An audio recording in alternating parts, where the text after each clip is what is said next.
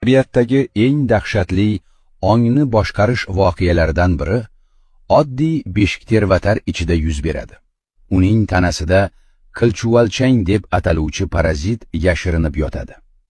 Haftalar, ba'zan oylar davomida bu chuvalchang o'z xo'jayini ichida sizgina o'sib boradi.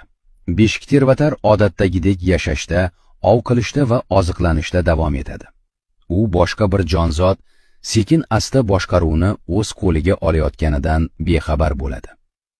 Vaqti kelib, chuvalchang tashqariga chiqishga tayyor bo'lganda, u shunchaki qochib ketmaydi. U beshiktervatarning miyasini qayta dasturlaydi.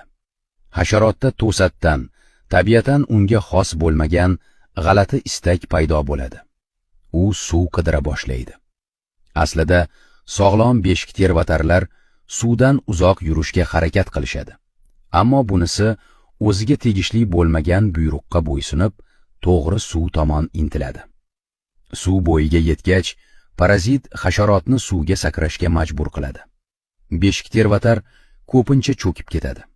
Uning tanasi suv tubiga g'arq bo'lar ekan, chuvalchang undan tirik holda chiqib oladi va hayotini davom ettirish uchun suzib ketadi. Xo'jayin halok bo'ladi.